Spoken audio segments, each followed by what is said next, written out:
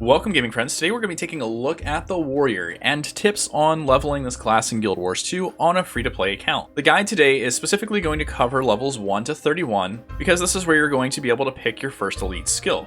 We will discuss what things you can do to speed up your leveling, tricks to help you manage your inventory, as well as some ways that you can start making gold early in order to be ready to finish that first set of gear once you hit level 80. We will also be taking a look at the warrior's skills, traits, and gear which will be most beneficial. I put together a recommended build progression, as well as skill progression for the warrior class specifically for mobility and being able to kill mobs quickly. Since this will be your first character in Guild Wars 2, World vs. World will not be an option until you reach level 60. The initial levels are easily obtained through PvE content. We will be spending a majority of this time focusing on the PvE aspect. However, I will be going briefly over a build that can be used for PvP to help you complete your dailies. Killing mobs is one way you can gain experience in Guild Wars 2. However, instead of offering flat amounts of experience when killing a mob, there can be bonus experience based upon how long that mob has been alive on the map. It is also worth noting, unlike other games, if you attack the same mob as another player, both players will receive both experience and drops from the same mob, not just the player who did the most damage or had the first hit. Another way of gaining experience in Guild Wars 2 is reviving players and NPCs. Doing this is generally as rewarding as killing a few mobs. As you explore the map, you will encounter hearts. Unlike fetch quests of MMOs of old, when you're within range of these quests, objectives that you need to be completed will pop up in the top right corner of your display. However, you will not be required to interact with any NPCs to either accept or complete the quests. However, visiting these NPCs will offer you special items after completing the heart. Participating in dynamic events is a great way to get a large chunk of experience in a short amount of time. Some of these dynamic events will range from doing something as simple as killing a single mob to defending a town or NPC trying to complete an objective. Those events can take a few more minutes. However, the more involved you are in one of these dynamic events, the greater your reward will be. There are 3 levels of participation for events: bronze, silver, and gold, bronze being the least rewarding to gold being the most rewarding. Another way of gaining experience quickly is by exploring the map. While exploring new areas, you will notice that there are waypoints, points of interest, and vistas. Getting within a short range of any of these points will give you additional experience. To gain experience from a vista, however, you will need to interact with the vista point on the map. If you are able to complete the map, you will also gain additional bonus chest for completing the zone. In addition to this bonus chest, you'll be gaining progress towards your world completion achievement, which will assist you in crafting legendary weapons later on in the game. Gathering resources is another great way to gain experience in Guild Wars 2. You'll receive experience for each strike on a node. Plant nodes will generally give 1 strike, where lumber and ore nodes will generally grant 3 strikes, unless there's a rich node which will give you about 9 strikes. There are some boosters that will modify additional strike chances on regular nodes, which you will be receiving as you are leveling your character. Crafting in Guild Wars 2 does not only just give you access to enhanced food, utilities, weapon, or armor, but it also will give you additional experience for your character while crafting new items.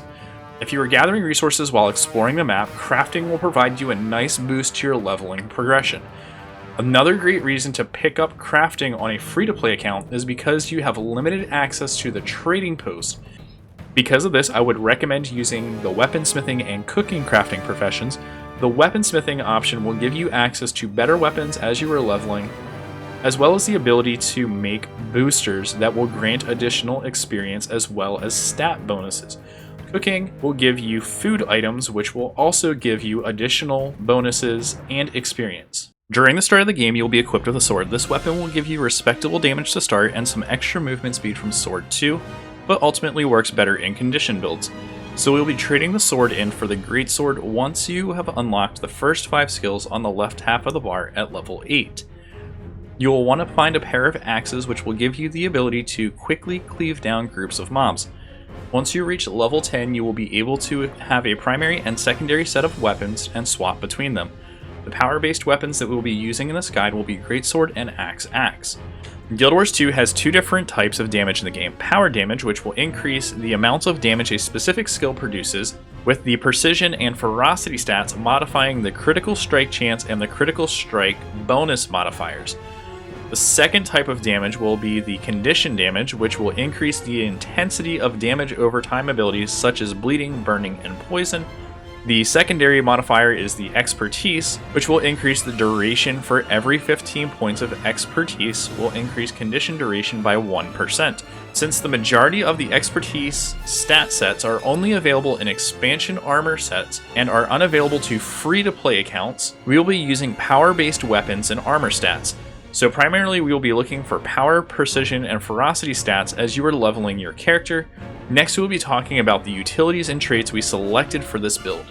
At level 21, you are going to be able to unlock your first core specialization. I would recommend the Discipline specialization because it will benefit you both with the movement speed, having access to Warrior Sprint in the Adept trait line, which will increase your base movement speed with melee weapons, as well as the additional benefits of having Axe Mastery in the Grandmaster trait line. If you wish to try Warrior in PvP on your core count, I would suggest adding the Tactics and Strength trait lines. While this build is viable, please understand there are other free-to-play builds and expansion builds that will outperform this core warrior build in the current meta. This build will allow you to move around the map quickly, join team fights, CC opponents, while doing respectable damage, and then be able to disengage the node to go decap side nodes. On your equipment tab, and under the PvP section, you will want to make sure you have the Berserker Amulet equipped, along with the Superior Rune of the Fighter. For your Great Swords, you will want to have Superior Rune of Intelligence and Revocation equipped. On the second weapon set, depending on whether you are going more defensive or more offensive, you will either use Axe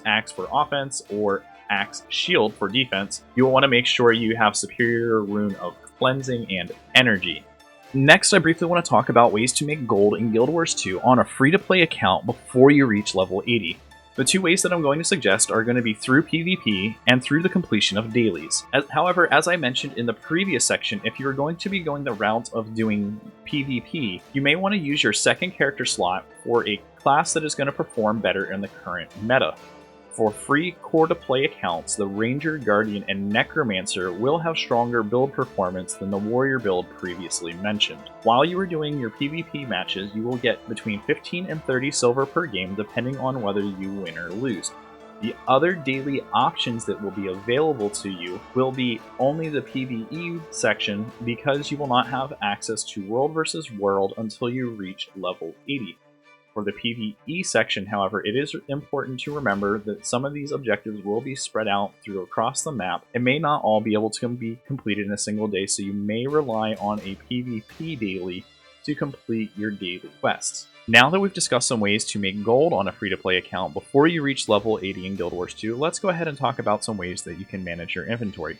The first tip I have is using the Deposit All Materials, which is located underneath the gear icon of the top right corner of your inventory. When you do this, you'll be able to deposit all of your materials into your material storage tab located in your bank. You'll then be able to access these materials later on if you need them for crafting or just to sell on the trading post. Next tip I have is using the salvage kit for a specific type of rarity. You are able to salvage all for either green or blue items, or if you want to salvage all of your rares, you are able to do that as well. Next is the sell junk feature, which is at the bottom of the menu for the inventory for a NPC where you'll be selling items. And then finally, the least known tip would be if you do /wiki into your chat window, and then you do a shift left click on the item in your inventory, and then hit enter, it will open up in your web browser a link inside the Guild Wars 2 wiki to the item that you have just linked, which I find is really helpful when you're trying to decide if that item in your inventory is worth keeping or not.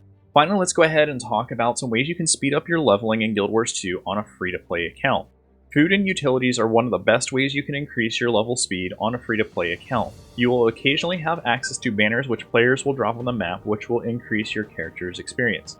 Finally, boosters that you will get from your level up rewards will be the final way you will be able to access experience increases on a free-to-play account. The other features will be behind paid account features such as the Guild Experience Booster, which is only available after expansion purchase, as well as the Celebration Boosters, which will be tied to login rewards as well as your character birthdays. Hopefully you guys have found this information helpful. Please remember to like and subscribe. And if you have any questions, feel free to leave them in the comments below. And as always, have a great one, and we'll catch you next time.